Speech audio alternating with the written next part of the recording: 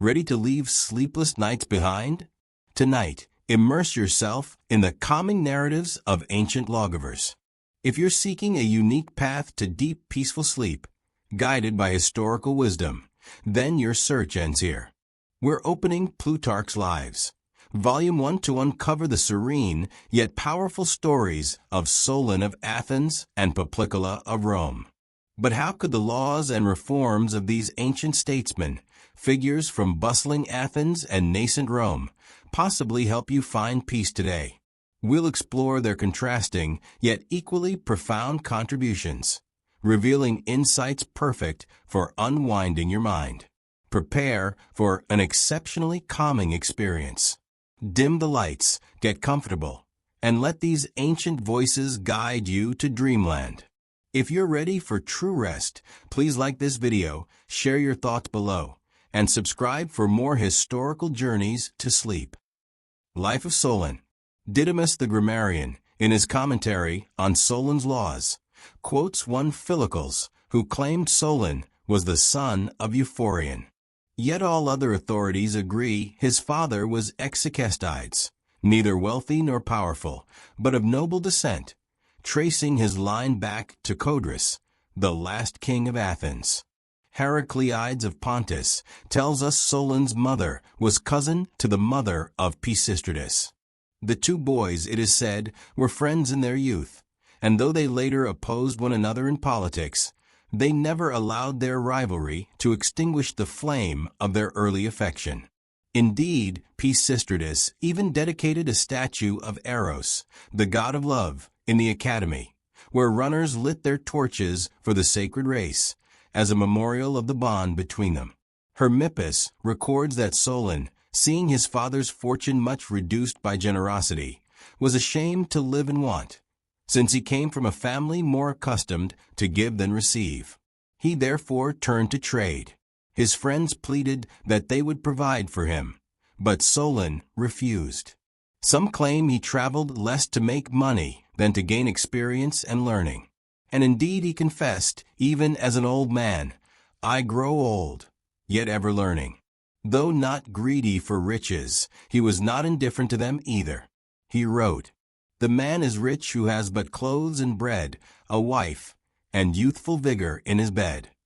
Yet in another place he warns, "I long for wealth, but only wealth unstained, for curses cling to riches basely gained."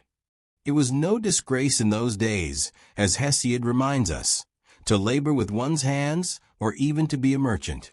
Trade was honorable, civilizing barbarian tribes, binding kings in friendship, and granting knowledge of distant lands. Some merchants even founded great cities, Protis, for instance, who settled Massalia among the Gauls by the Rhone. Thales and Hippocrates were both said to have traded. Even Plato funded his journey to Egypt with profits from his own oil trade.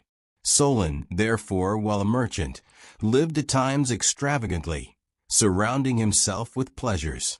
His poems reflect this life, not philosophical, but worldly. Some said it was the necessary balance for the risks he endured at sea. Yet he counted himself more among the poor than the rich. His poetry began as a pastime, then became a means to express philosophy and politics alike, to justify his actions, rebuke his fellow citizens, or rouse them to courage. Some claim he even tried to cast his laws in epic verse, beginning with lines such as, "To Zeus I pray, great son of Cronos, grant thy favor to my laws." Of philosophy, he loved especially the ethical and political kind. Of natural science he knew little, and his verses on thunder, snow, wind, and waves show how crude the knowledge of his age remained. Only Thales of all the 7 sages showed deeper understanding of nature. The rest were famed chiefly for their wisdom in public life. The 7 sages met, it is said, both at Delphi and again at Corinth, welcomed by Periander. Their fame spread further from a strange story of the golden tripod. Fishermen of Kos hauled it up in their nets. Milesian traders, who had purchased the catch, disputed the prize with them. Each city took up the quarrel, fighting bitterly over it, until the oracle ordered the tripod given to the wisest. First it came to Thales, who yielded it to Bias, saying Bias was wiser. It passed around through the circle of sages, until at last it was dedicated to Apollo himself, proof of their rivalry in humility, each refusing and honoring the other. Around this time, Solon is said to have met Anacharsis the Scythian. The story goes that Anacharsis knocked at Solon's door and asked for friendship. "It is best sought at home," replied Solon. "Then you must welcome me," said Anacharsis, "for you are at home." Solon admired his wit, received him, and they grew close. Anacharsis laughed at Solon's attempt to bind men by written laws. "They are like spiders' webs," he said. "They catch the weak, but the strong break through." Solon replied, "Men keep agreements when it is in both their interests. I have framed laws suited to my countrymen, so that in obeying them each finds advantage." Even so, events proved closer to Anacharsis' words than Solon's hopes. On another occasion, Solon asked Thales at Miletus why he had never married. Thales gave no answer, but a few days later he arranged for a man to tell Solon that a young Athenian of great promise had died, son of a revered citizen, whose father had been traveling abroad. Solon, full of grief, feared it must be his own son, and only then did Thales reveal the tale was fiction. This grief which so overwhelms you is why I never married nor begot children. Solon, however, judged this fear no true reason to renounce the natural bonds of love and family. In politics, Solon earned his greatest fame through Salamis. Athens, after a long struggle with Megara, had decreed that anyone who even urged renewing the claim to the island should die. Solon, ashamed of his city's cowardice, and seeing the young eager to fight but silenced by the law, feigned madness. He burst into the marketplace in a felt cap, mounted the herald stone, and recited his poem, beginning, "A herald I am from fair Salamis, my verse will tell you what should there be done."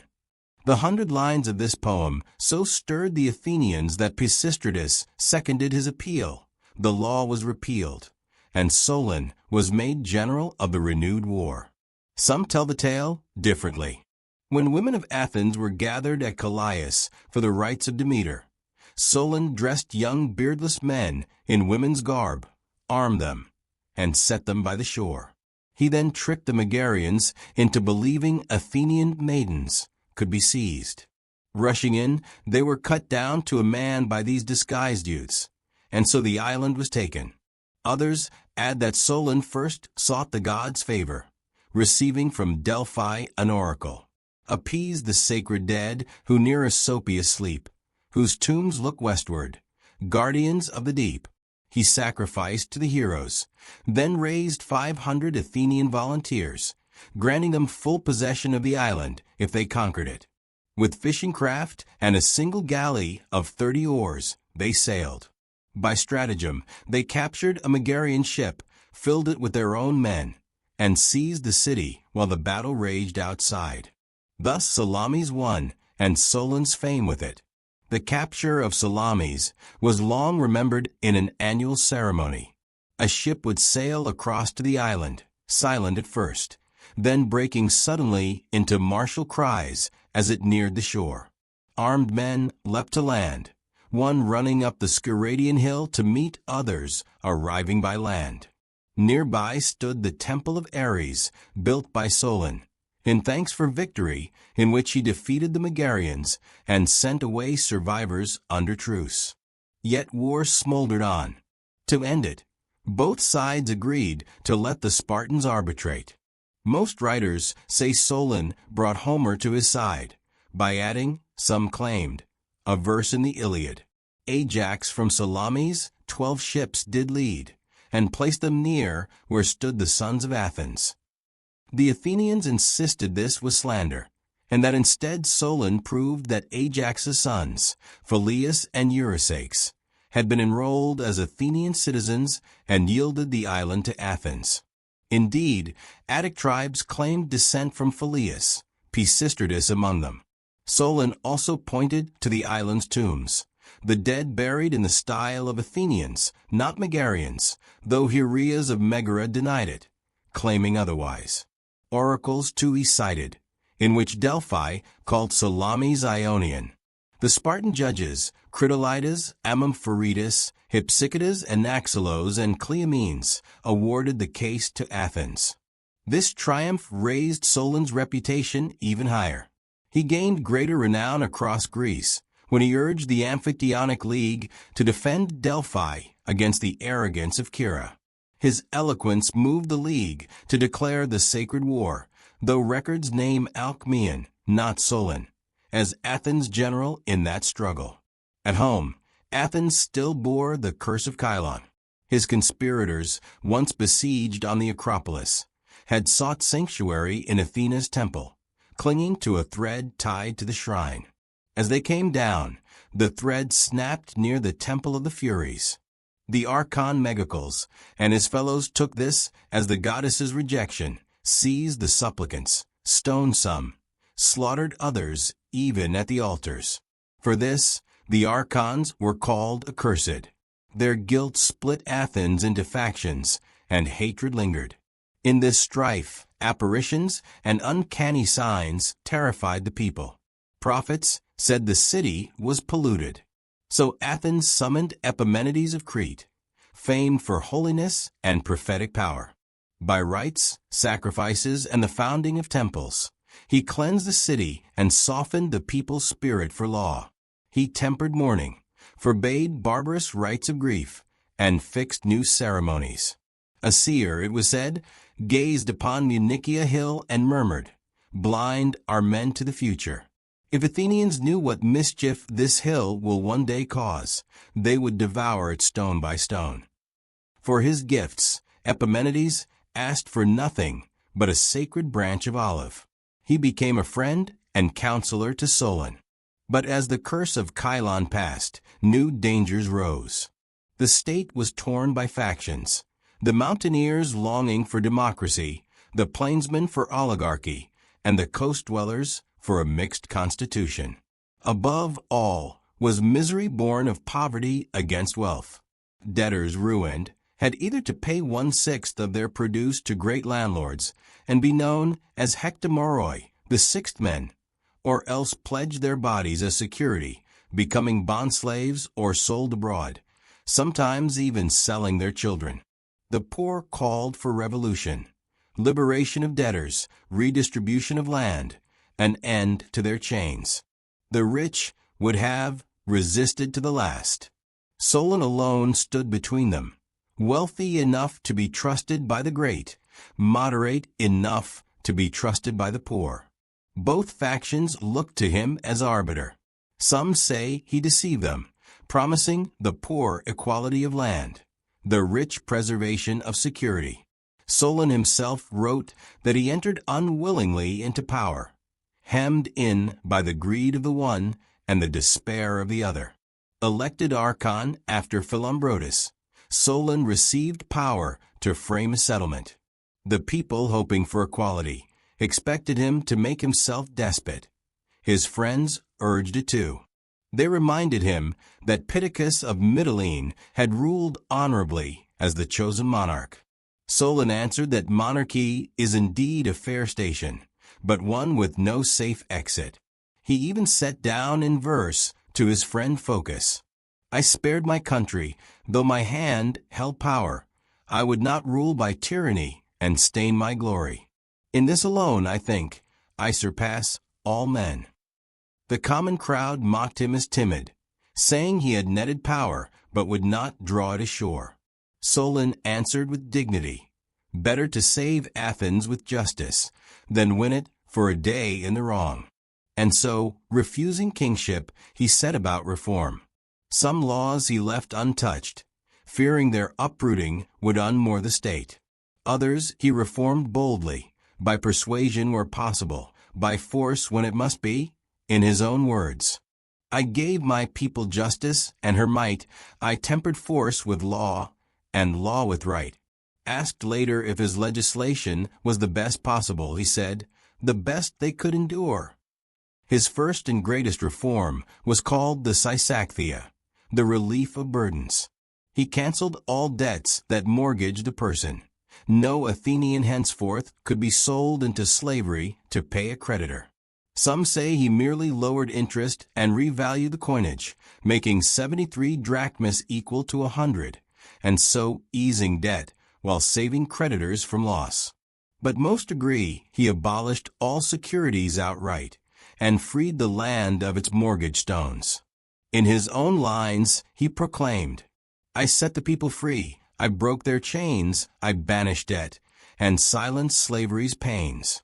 Those sold abroad I brought from distant lands, and gave back Athens to her children's hands."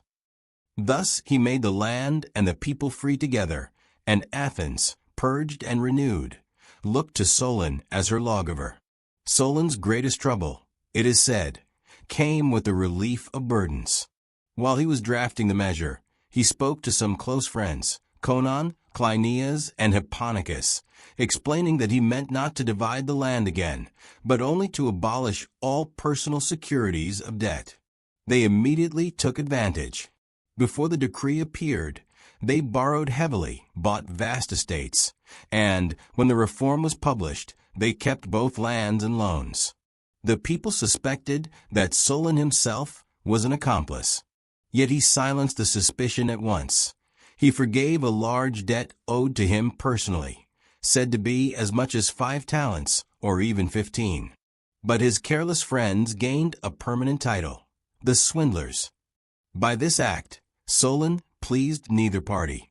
The rich were bitter at losing their securities, the poor angrier still that land was not redistributed, and that, unlike Lycurgus, he had not imposed absolute equality. Lycurgus could, for he was a descendant of Heracles and long established as king of Sparta, strong in authority and prestige, and he was even struck and maimed in the eye before his people accepted such a radical measure. Solon had no such birth or title. He was but a respected citizen, armed only with his people's trust. He did all that he could, within these limits. The Athenians at first thought themselves betrayed. Solon wrote, with some sorrow, "They hoped for blessings great, now coldly they call me traitor." And yet he reminded them that had another been in his place. First of all, he repealed the laws of Draco, except those on murder. The rest he abolished for cruelty. Draco, it was said, punished all offenses with death, whether sacrilege or idle loitering, whether theft of herbs or outright murder. Someone jested later that Draco's laws were written, not with ink, but with blood. Draco himself had said that minor crimes deserved death, and for greater he knew no heavier punishment. Solon next restructured the constitution, wanting to leave magistracies in the hands of the wealthy, yet grant the people real power. He introduced a property census. The highest class, the pentakosio metamnoi, were those whose produce reached 500 bushels yearly. Next were the hippias, or knights, able to maintain a horse, with 300 bushels. Then came the Zugetai, with 200. Last were the Des, with only the right to attend assemblies and serve as jurors. At first this seemed little, but in time the juries became all-powerful, for appeals lay ever to the people, and Solon's vague wording of laws often compelled disputants to seek verdicts from a jury rather than find clarity in the statutes themselves. Solon himself said, "I gave the people the power they needed, yet kept the nobles strong. I shielded each from the other's violence, so neither could do the other wrong." In the same spirit, he allowed any citizen to prosecute on behalf of another, if a man were injured, and he might bring suit. Thus he fostered unity, making every citizen guardian of the common good. Asked once what city was best governed, he answered, "That in which those who are not wronged join in punishing the oppressors." He affirmed the council of the Areopagus, composed of those who had served as archons, and he himself entered it as a former archon. But seeing that the people newly freed grew unruly, He added a second council, for 100 men, 100 from each tribe, to prepare measures before they came to the assembly. The Areopagus he intended as guardian of law, the 400 as the steering rudder, so the state might remain steady, not tossed by the people's sudden winds. The strangest of his laws disfranchised any citizen who, in civil strife, stood aloof and took no side. He wished no man to remain safe and indifferent while his country risked ruin, but that each should share the peril of principle. Another peculiar ordinance concerned heiresses. If her husband proved impotent, she might obtain an heir through the next of kin. Some derided this as outrageous. Others said it punished men who married for money without regard to nature. At least the law required secrecy and family boundaries, so the child remained in the house.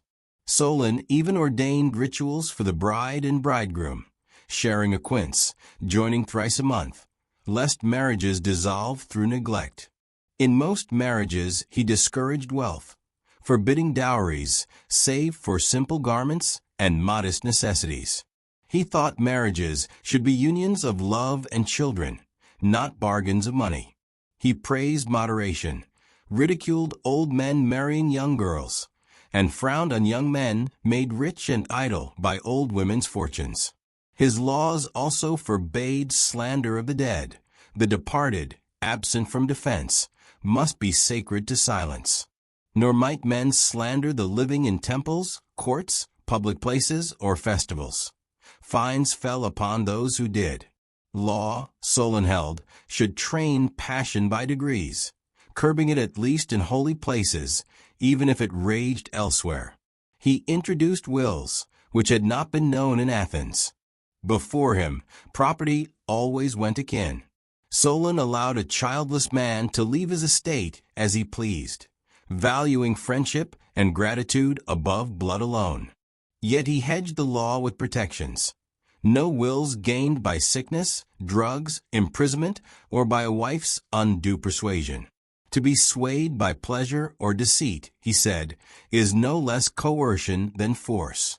He also regulated the lives of women, limiting their travel, their mourning, the garments buried with the dead, and the lavishness of funerals.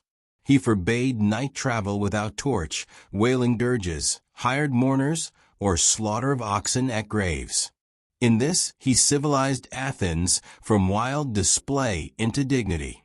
Seeing, too, that Atticus' soil was poor, and that strangers flocked to Athens, he encouraged trade, declaring that sons were not bound to support fathers who had not taught them a craft.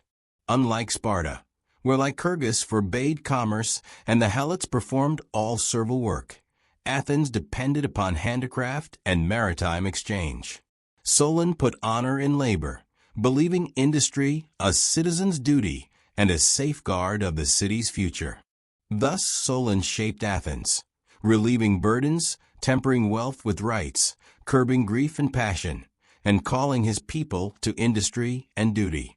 Not all were pleased, but in time, even his critics saw that he had given his city the only laws it could endure, and had saved it from destruction, not by a crown or by arms, but by wisdom. Solon could not, by laws alone, transform the entire life of Athens. Rather, he was forced to shape his laws to the reality he found. The land of Attica was so poor it could hardly maintain the farmers, let alone feed a great idle population. Thus Solon honored trade, giving authority to the Areopagus to examine each citizen's livelihood and punish idleness.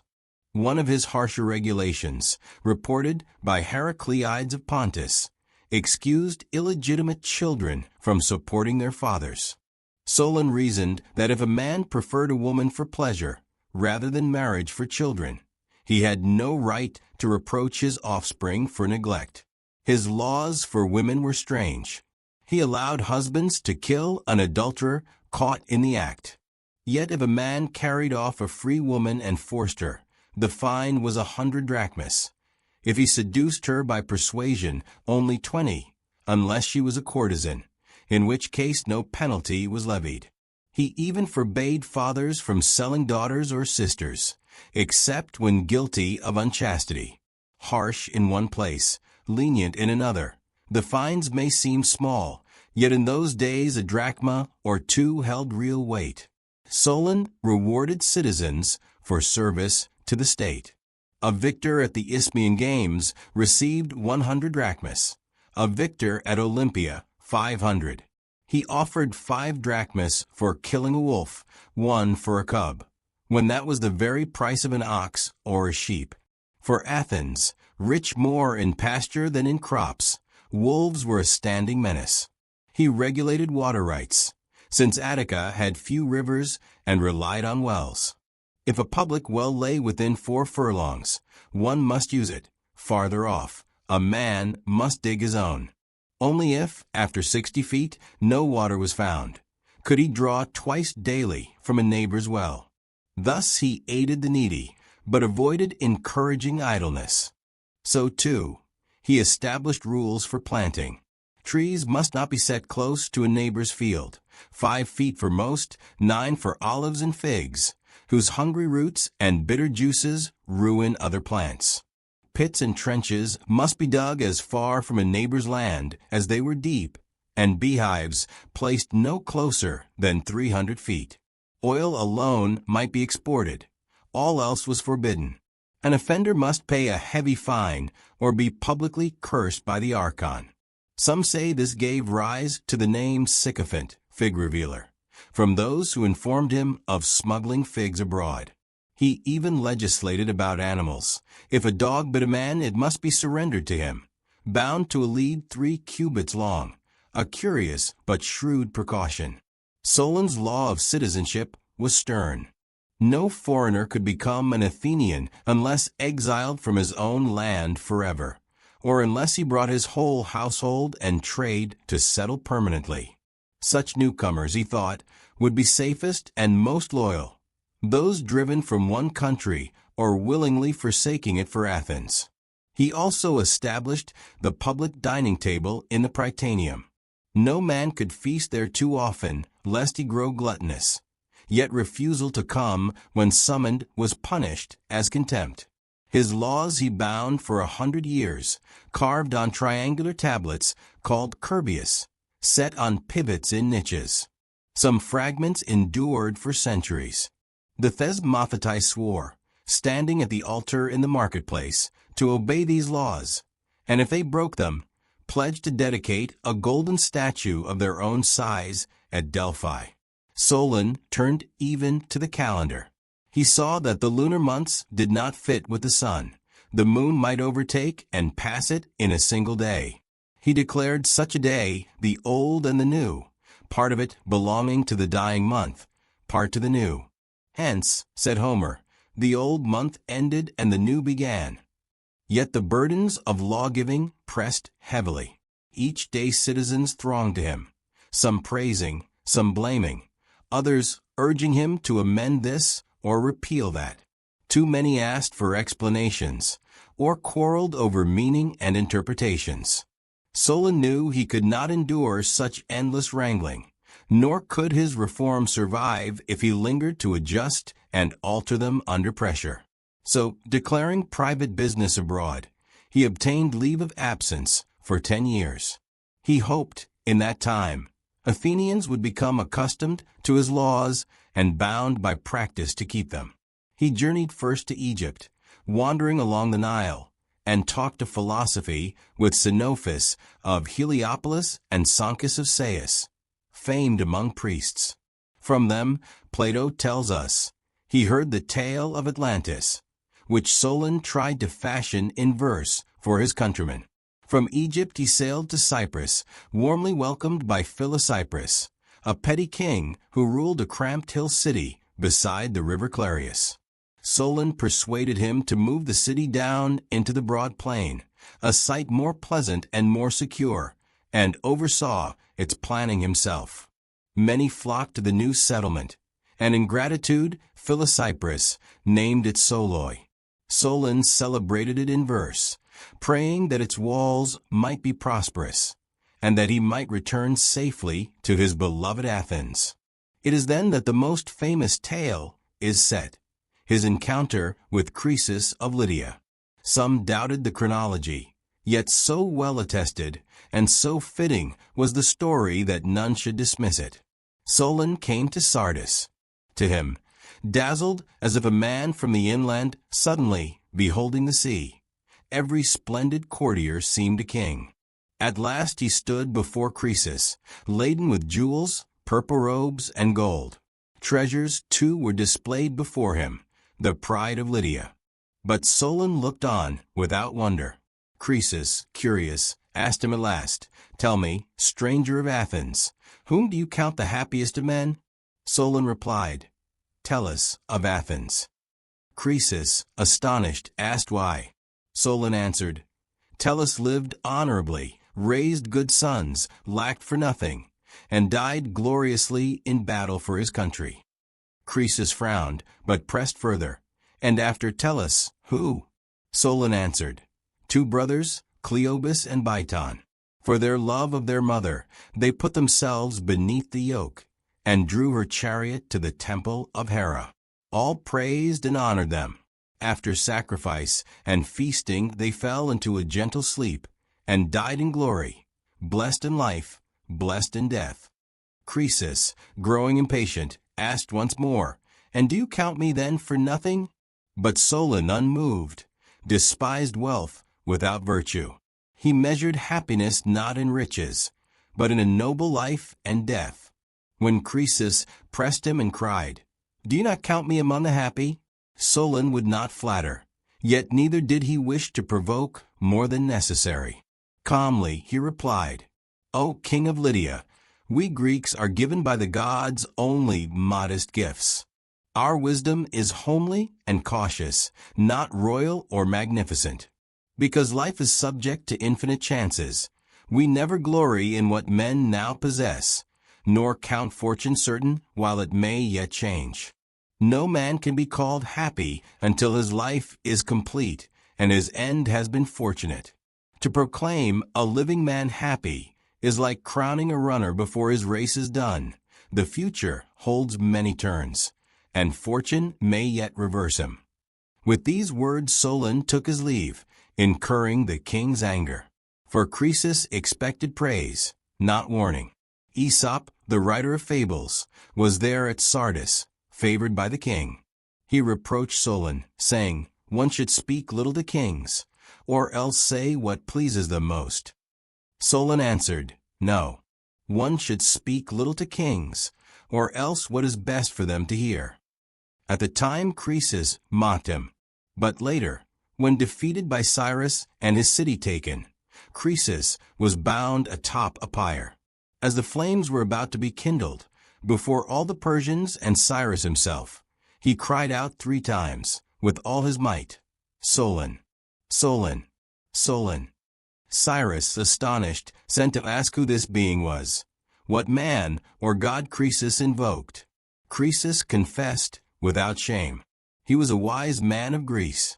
"I summoned him not to learn wisdom, but to admire my wealth. I see now how great a curse it is to lose such fortune, and how little a blessing it ever was to have it. Solon warned me, consider the end, and never call a man happy till his life is closed. I scorned him, and now, too late, I know he was right." Cyrus, struck by the truth of this lesson, so proved before his eyes, released Croesus, and thereafter treated him with honor. Thus Solon had the glory of saving one king's life and instructing another. Meanwhile, at Athens, factional strife flared anew. The Pedii, or men of the plains, were led by Lycurgus, the Parali, or men of the coast, by Megacles, son of Alcmaeon, the Diacrii, or hillmen, by Pisistratus, who drew to himself the multitude of poorer folk, resentful of the rich. The Athenians still obeyed Solon's laws, but they longed for change, each faction hoping to seize not only its rights, but some advantage beyond them. Solon returned then from his travels, honored by all for his wisdom, though now too old to lead. He sought to reconcile the leaders by persuasion. Pisistratus in particular won favor with him, appearing moderate, law-abiding, a protector of the poor, friendly even in quarrel. Yet Solon soon discerned his ambition, warning, if only Pisistratus could be cured of his lust for rule, Athens would have no better citizen. At this time, the poet Thespis was first introducing drama, performing his plays himself as the custom then was. Solon, eager for every novelty, went to see. When it was done, he asked Thespis if he were not ashamed to utter so many lies before such a vast crowd. Thespis replied it was but a jest. Solon struck his staff upon the ground, saying, "If with lies and jests we amuse ourselves, we shall soon find life and public business itself turned into lies." Soon after, Pisistratus staged his great deception, wounding himself and driving into the marketplace in a cart, crying that his enemies had attacked him for defending the constitution. The people crowded about in sympathy. Solon came near and said, "Son of Hippocrates, you dishonorably imitate Homer's Ulysses. He maimed himself to deceive his foes, you to deceive your fellow citizens." Nonetheless, stirred by pity, the people assembled and granted Pisistratus a guard of 50 armed men. Solon opposed bitterly, warning, even in verse. "Smooth words of the fox you follow, fools, who together grow dull." But he saw that the poor clamored for Pisistratus, while the rich shrank back in cowardice. He declared he was wiser than the poor, who saw not what was happening, and braver than the rich, who saw but dared not resist. The people not only voted guards, they allowed Pisistratus to keep as many as he liked. Soon he seized the Acropolis. Megacles and the Alcmeonids fled. But Solon, though an old man alone, went into the marketplace armed and addressed the citizens. He told them it would once have been easy to prevent tyranny. Now it would be glorious at least to cut it down in its full growth. Yet no one dared resist. So Solon left them with this saying, "I have done all I could for my country and its laws." He stood in arms by his own door, prepared, though no man joined him. Then retired, writing verses of reproach. "By your own cowardice are you betrayed. Blame not the gods for what you've made. It is yourselves who set the tyrant strong. Your lost freedom is your own wrong." Many feared Pisistratus would slay him. But when asked what he trusted in, Solon answered, "My age." And indeed, Pisistratus honored him still, sought his advice, and upheld most of his laws. Even accused of murder, Pisistratus submitted to trial in the Areopagus. He was acquitted, but his show of obedience to law reflected Solon's enduring influence. Solon in his last years still made poetry, even beginning a great work on the tale of Atlantis, which he had heard from the priest of Sais. Age halted it unfinished. Plato later took it up in his dialogues, adorning it splendidly, yet also leaving it incomplete, so that what we have is like a palace begun, grand in its open halls, yet forever unfinished. As for Solon's death, some said he survived long into the reign of Pisistratus, others less than 2 years. All agreed his end was peaceful. A legend arose that his ashes were scattered around Salamis, the island he had won for Athens. So at last the lawgiver died, leaving Athens not perfect, but better than he found it, saved from ruin by moderation, and remembered among the wise. Life of Poplicola. As a parallel to Solon, we look to Poplicola, so named later for his love of the people, though at first he was simply Publius Valerius. His ancestry was noble. He claimed descent from that Valerius who, in Rome's earliest days, urged Sabines and Romans to put down arms and become one people. From this line, Publius himself rose to prominence, eloquent, wealthy, generous to the needy, and bold in justice. Many thought, if ever monarchy fell, Valerius would stand first among the Romans. Tarquinius Superbus, the king, had seized the throne unrighteously by violence and insolence. The people hated him. When Lucretia's dishonor roused the city, they drove him out. Lucius Brutus, who resolved to end kingship, turned first to Valerius for aid, and with his help expelled the Tarquins. At first, Valerius held back, waiting to see whether Rome would crown a single ruler to succeed the king. If so, that right belonged to Brutus, the liberator. But the Romans, loathing monarchy itself, chose instead to divide power between two consuls. Valerius came forward as a candidate, hoping to serve with Brutus.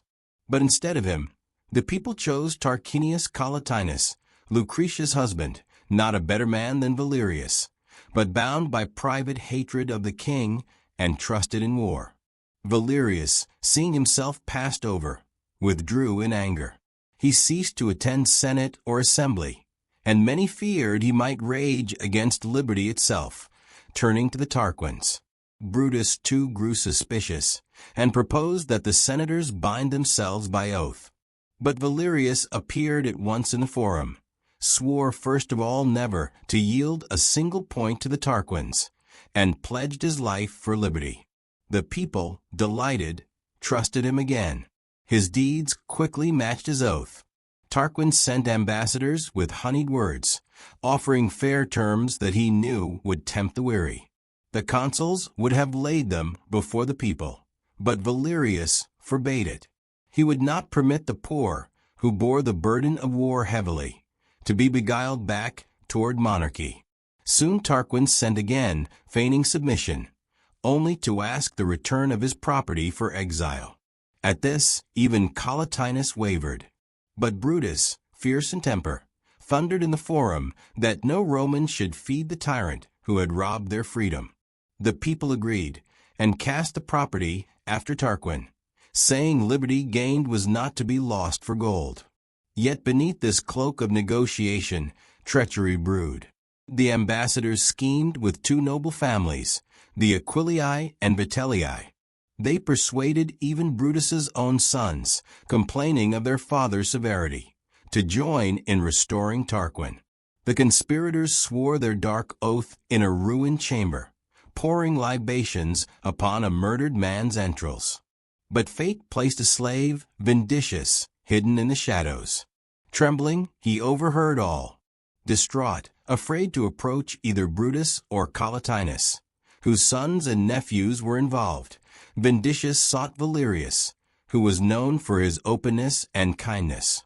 To him he told all, privately, with only Valerius's wife and brother Marcus present. Valerius at once locked the man in safety, stationed guards, and rushed with his clients and friends into the house of the Aquilii.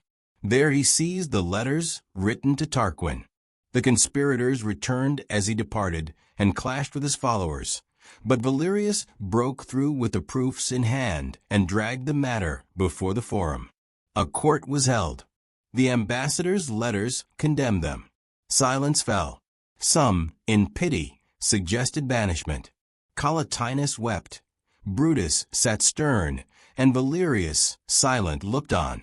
Then Brutus called his sons by name. Thrice he asked their defense. Thrice they held their silence. At last he turned to the lictors and said, "I have done my work. Do you yours?" Before the eyes of Rome, the boys were stripped, scourged, and beheaded. Brutus never turned his gaze away. The Romans shuddered, not knowing whether to condemn or revere.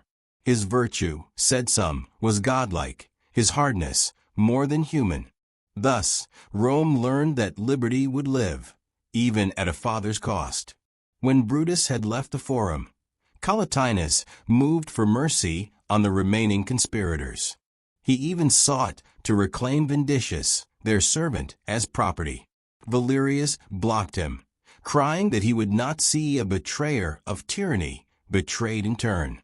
He lifted the corpses of Brutus's sons and rebuked Collatinus for sparing nephews, while Brutus gave his own blood for Rome.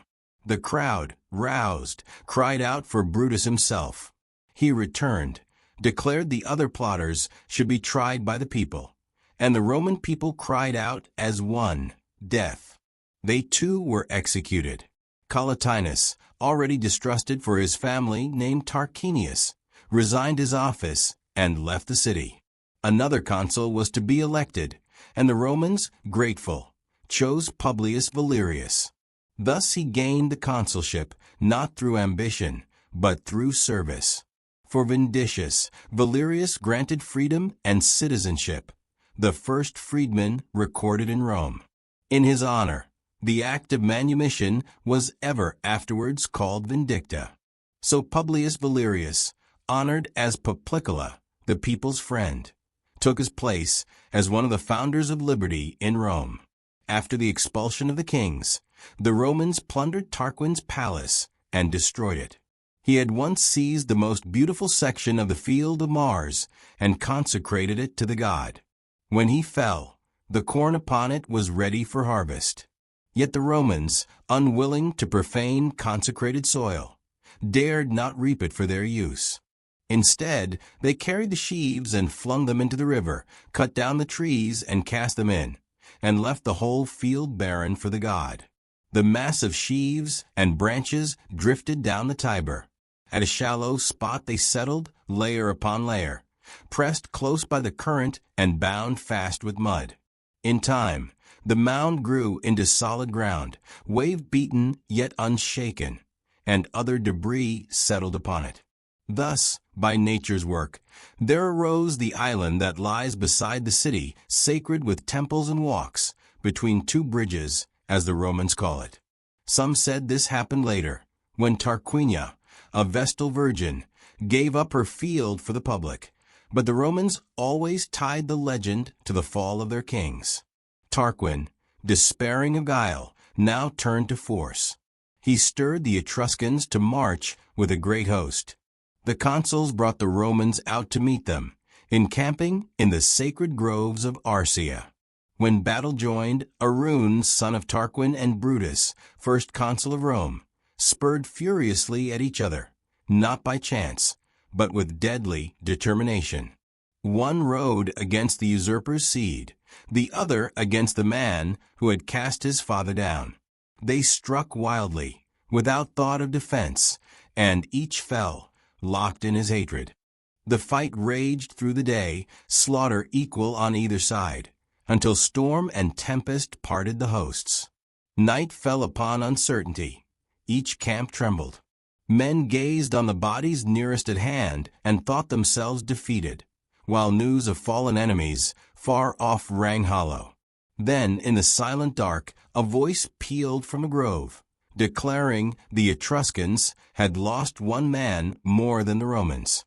The shout rose through the Roman camp, bold and full of joy. In the Etruscan tents, panic spread. By morning, they had broken and fled. Valerius led the Romans to storm their camp, taking 5,000 prisoners and plundering all. In the count of the slain, there were 11,300 Etruscans, and of Romans the exact same, save one man. So heaven itself proclaimed the Roman victory. The day was the Calenza March. Valerius triumphed, riding in a 4-horse chariot, the first consul to do so. Far from resenting this pomp, the people applauded him. Otherwise the custom would never have endured. They also rejoiced at the honors he rendered Brutus, building a magnificent funeral and speaking an oration at his bier. The Romans loved this so much that thenceforth every noble dead received praise in eloquence, a custom said to be older even than the funeral orations of Greece. But envy soon stirred. The people whispered, Brutus shared power, yet Valerius now rules alone. He is more heir to Tarquin's tyranny than to Brutus's consulship. What use are orations for liberty, if he struts through the forum with rods and axes borne before him, and dwells in a palace upon the Velia greater than the old kings ever owned? For indeed Valerius had built a splendid house high above the forum. When he descended, it seemed like a monarch stepping from his stage. Yet Valerius showed himself greater than rumor. Hearing the people's suspicion, he summoned masons, and by night tore the house to the ground. At dawn the citizens rushed to see it, stricken with wonder at his magnanimity, and sorrowing for the loss of so noble a home. They declared the house deserved destruction no more than a good man condemned unjustly. They even urged him to rebuild, and so they gave him a public site, where later the temple of Vicopota would stand, and on it raised a modest dwelling. He did more. To show reverence for the people, he ordered the axes removed from the lictors' rods. He had the fasces lowered whenever he entered the assembly, bowing the magistrate's power before the majesty of the citizens. This practice endures among the consuls to this day. By casting off the semblance of tyranny, Valerius gained its substance, honor and obedience freely given. So the Romans renamed him Poplicola, the people's friend, a title that eclipsed his own. As consul alone, he hastened to reform the state before a colleague might hinder him. First, he restored the Senate, filling its numbers diminished by death and wars. He is said to have chosen 164 new senators. Then he established laws of great moment. First, appeals from the consuls to the people, a safeguard of liberty. Second, death to any who assumed office without election. Third, relief for the poor by remitting taxes, so they might labor at craft and trade. Fourth, fines for disobedience were made moderate, 5 oxen and 2 sheep, a measure favoring common folk, for coin was scarce and wealth was reckoned in flocks. Yet in one law he set a harsh remedy. Any man who tried to be king might be slain without trial by any citizen able to prove it. For, Valerius reasoned, before a despot seized power, he could still be struck down. Afterwards, trial would be impossible. He made the temple of Saturn the treasury, placing its wealth in pious keeping rather than in any private hand, and appointed 2 young men, called quaestors, to guard the public accounts. From this time the republican treasury was born. When he had so ordered matters, he named Lucretius, Lucretia's own father, as colleague, yielding him the fasces out of respect for his age. This practice, that the elder consul holds them, lasts still. Lucretius died soon after, and Marcus Horatius was chosen in his place. Meanwhile Tarquin roused the Etruscans again, and with this came a prodigy. When Tarquin built the great temple of Jupiter Capitolinus, he ordered at Veii a 4-horse chariot of clay to be set upon its roof. But after his exile, it swelled in the fire instead of shrinking, growing so vast and solid that they tore down the kiln to take it out. The prophets declared, whoever possessed this image would possess dominion. So the Veientines refused to give up. But another sign followed. At their games, a victor crowned at the circus drove out his chariot calmly. Suddenly his horses grew wild, broke away, and thundered straight towards Rome. Neither whip nor rein could turn them. They carried their driver all the way up the hill to the Capitol, and there threw him down before the gate. The Veientines, struck by awe, gave over the clay chariot to the Romans. Thus heaven marked them heirs not only to Tarquin's temple, but to the empire which should rise from it. The great temple of Jupiter on the Capitol owed its origin to the early Tarquins. Tarquinius, son of Demaratus, vowed it in war, but it was Tarquinius Superbus, last of the kings, who began its building. He did not live to dedicate it, for his tyrannical rule was overthrown just before its completion.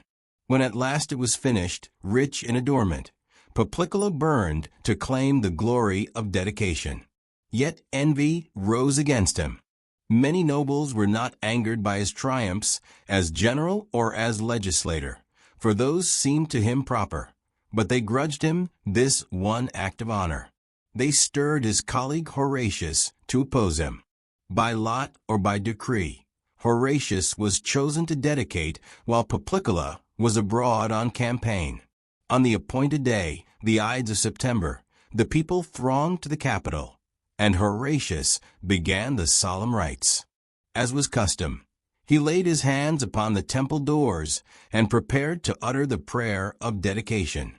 Then Marcus, Poplicola's brother, standing beside him, suddenly cried, "Consul, your son has just died in camp." A hush fell. Horatius, unshaken, replied, "Cast the corpse where you will. I cannot lament him now." And he finished the dedication. The tale proves, whether by composure or by presence of mind, the unbroken dignity of Roman magistrates in moments when lesser men would falter. So it was with that first capital. Destiny seemed to haunt every rebuilding. Tarquin built it, Horatius dedicated it. Sulla raised the second, yet Catullus's name was carved upon it. Again it burned, and Vespasian made a third only to die before its ruin. Domitian alone built and dedicated the fourth, which stands today. Meanwhile, Tarquin, driven into exile, fled to Lars Porsena of Clusium, a powerful Etruscan king. Porsena, ambitious of glory, demanded that Rome receive Tarquin back. When the Romans refused, he declared war and marched upon them openly, even naming day and place. Poplicola, absent yet elected consul a second time, returned to face the threat. In bold defiance of Porsena, he founded the colony of Sigliuria, as if to show contempt for the siege that loomed. But when Porsena struck, his assault nearly carried Rome itself. Poplicola rushed from the gates with valor, fighting by the Tiber until wounded and carried away. His colleague too was struck down, and the city faltered. Then came the bravest stand. The Etruscans pressed across the wooden bridge. Horatius Cockles, with Herminius and Lartius at his side, planted himself at the rear while the Romans cut the beams behind him. He held back the host until the last timbers fell, then, wounded and in full armor, leapt into the river and swam to the far bank. Poplicola decreed that every Roman should give him the worth of a day's provisions, granted him as much land as he could plow in one day, and raised his bronze statue in the temple of Vulcan, honoring both his wound and his lameness. Still, Rome starved under siege. Another Etruscan force ravaged the land, but Poplicola, now consul for the third time, sallied out and slew 5,000, securing some relief. It was then that Mucius showed his daring. Slipping into Porsena's camp in Etruscan guise, he stabbed the wrong man, was seized, and brought before the king. To show Roman spirit, he thrust his right hand into the sacrificial fire and held it there unmoved until it was consumed. Amazed, Porsena released him. From that day he was called Scaevola, the left-handed. Mucius told the king 300 Romans stood ready like him, devoted to his death. Porsena, astonished not by fear but by admiration, inclined himself to peace. And peace came, though with hostages, 10 noble youths and 10 maidens, among them Valeria, Poplicola's daughter. When some of those maidens, led by Cloelia, broke free and swam the river to Rome, Poplicola, fearing treachery would be suspected, sent them back. Tarquin's men ambushed the escort, but Valeria escaped, and the others were saved by Aruns, Porsena's son. Porsena kindly pardoned them, and, honoring Cloelia's courage, gave her a splendid horse. Thus a statue of a maiden on horseback still stands upon the sacred way. In greatest generosity, Porsena later withdrew his army, forbidding his soldiers to carry home anything but arms. The Romans inherited his camp entirely, full of stores and wealth. To this day, whenever Roman booty is sold, the crier proclaims, "Goods of Porsena." So enduring is the memory of his noble conduct. Afterwards the Sabines invaded. Marcus Valerius, Poplicola's brother, then consul, with Poplicola's council, won 2 victories, the second slaughtering 13,000 without the loss of a single Roman. For this, besides his triumph, he was given a house upon the Palatine at the public charge, and its doors, by decree, opened outward upon the street, a lasting sign of the people's honor. Soon after, Poplicola was elected consul for the fourth time. War was foreseen, both from the Sabines and the Latins. Yet Rome, under his hand, stood firm in her freedom, her laws, and her courage. In those days, strange omens troubled Rome. Every pregnant woman was said to bring forth her child too soon, and most infants were born misshapen. The people trembled, fearing they had angered the gods. Poplicola, searching the Sibylline books, performed propitiations to the powers below, revived ancient games by oracle, and restored hope to the city. Yet earthly dangers press close. Among the Sabines there was a great man, Appius Clausus, wealthy, strong, eloquent, upright in character. And as ever with great men, envy assailed him. His enemies whispered that he had stayed the war with Rome, not from patriotism, but to build Roman power until he could return to his own country as a tyrant. The mob believed them. The army seethed against him. Fearing impeachment, Clausus prepared to flee. Poplicola, discerning his worth, sent envoys. "You are too noble to seek vengeance on your countrymen. But if you must seek refuge, Rome will receive you with honor, both in public and in private." Appius deliberated, then resolved to go. Gathering his kin and friends, he drew with him a mass of peaceful Sabine households, 5,000 in all. They came to Rome, and Poplicola welcomed them with generosity. Each family received 2 acres by the Anio, Clausus himself 25, and a seat in the Senate. There he prospered, rising to power and founding the Claudian house, one of Rome's most illustrious names. Still the Sabine demagogues clamored for war. They marched to Fidene with a great host, laying ambush for Rome itself. 2,000 lay hidden in rough ground near the city, while horsemen rode forward at dawn to plunder and lure pursuit. But deserters brought news to Poplicola. That very night he laid his plans. His son-in-law, Postumius Balbus, with 3,000 men, was sent to scale the hills above the ambush. His colleague Lucretius led the swiftest youths to chase the raiders. He himself circled with the main force to fall upon the Sabine camp. At dawn, a heavy mist cloaked the field. From the hills, Postumius charged, his men shouting loud. Lucretius fell upon the cavalry. Poplicola stormed the camp. Everywhere the Sabines broke in terror. Those from the camp fled to the ambush. Those in the ambush fled to the camp, each seeking help from those who themselves were routed. The slaughter was merciless. Only Fidene gave refuge. The rest were slain or taken. The Romans, ever pious, saw in this victory heaven's hand working through their general. Soldiers cried that Poplicola had handed them the enemy blind and bound for butchery. Plunder was rich, prisoners many, and Rome rejoiced. Poplicola celebrated a triumph. But soon after, resigning the government to his successors, he died, at the very height of earthly glory. Only then, as though ashamed of their meager honors while he lived, the Romans poured out gratitude. They decreed him a public funeral. Each citizen gave the coin called a quadrans in his memory. Women clothed themselves in mourning 1 full year. At the people's command, he was buried within the city, at the Velia.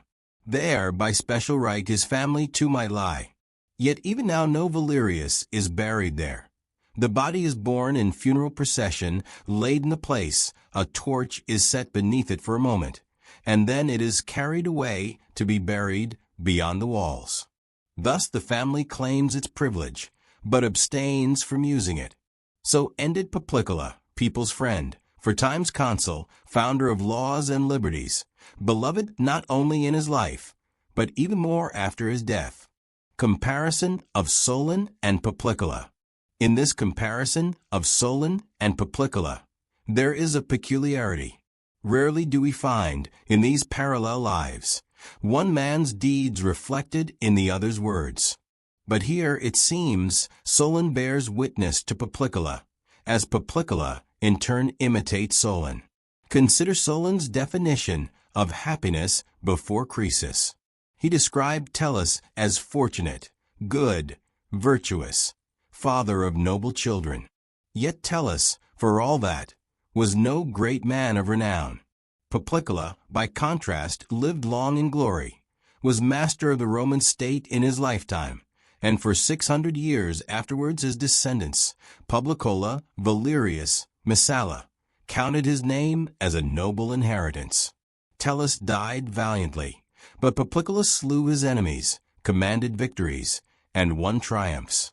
Above all, he ended his days in the good fortune that Solon called most enviable. Solon, in his poetry, prayed that at his death all his friends might mourn him. Poplicola's death fulfilled the wish exactly. Not only friends and family wailed for him, but the whole city. The women of Rome put on mourning for a year, as if each had lost a son or father. Solon once said, "I long for wealth, but not unjustly gained." Poplicola had wealth honestly won, and spent it nobly in relieving the poor. Thus, if Solon was the wisest of men, Poplicola was the most fortunate. For what Solon prayed for with words, Poplicola lived and enjoyed as fact. But Poplicola also honored Solon, taking him for a model in shaping Rome's new freedom. He clipped the power of the consuls, as Solon had limited archons, and gave the Roman people the right of appeal to themselves, just as the Athenian had done. He enlarged the Senate as Solon had established councils, and he created quaestors to manage the treasury, separating money from absolute power, giving no consul both purse and sword at once. Above all, he outdid Solon in his hatred of tyranny, making it lawful for any man, without trial, to strike down the would-be king. Solon was praised for being offered the monarchy and refusing it, but Poplicola deserves greater, for he actually held the power of kingship and stripped it down, making it harmless, even popular. Solon knew already that a people rules best when neither oppressed too much, nor freed too wildly. Poplicola lived it, tempering Rome's liberty. Solon's greatest invention was the cancellation of debts. That measure, though perilous, was his surest foundation of freedom. Normally such laws breed faction, but Solon's justice and reputation outweighed suspicion, and his reform quenched civil war instead of stirring it. In this, Solon began his public life with greater brilliance than Poplicola, for Solon acted wholly on his own, the soul of Athens, while Poplicola followed Brutus at first and only later rose to preeminence. But Poplicola ended more gloriously than Solon, for Solon lived to see his laws overthrown, and the city fall under Pisistratus's despotism, while Poplicola died with his measures flourishing still, Rome's liberty secure, and the Tarquins utterly cast out. In war, too, the difference appears. Some even doubt that Solon ever fought against the Megarians, while Poplicola won triumphs by his valor and plans. Solon feigned madness in order to speak of Salamis. Poplicola stood boldly in the forum, exposed himself to every risk, crushed conspiracy with death sentences, and struck fear into tyrants. Solon could not prevent Pisistratus from rising. Poplicola shattered a tyranny many generations old, drove out kings, and barred their return. And yet he was no savage soldier only. By mildness and persuasion he turned even Porsenna, a dreadful foe at Rome's gates, into her ally and friend. He gave up what seemed gain to secure a greater good. Solon provoked Athens to recapture Salamis, which had been abandoned. Poplicola abandoned conquered soil, only to win the enemy's camp, preserve Rome itself, and at last carry off, through diplomacy, the true fruits of war. He converted a king from invader into arbiter, Porsenna ending the war, leaving behind his stores in token of honor for Rome's noble consul. Thus Solon and Poplicola, different yet akin, stand in contrast. Solon wiser at the beginning, Poplicola happier at the end. Solon laying the foundation of liberty by law, Poplicola building it high with victory and action, the Athenian a prophet of freedom, the Roman its founder and preserver.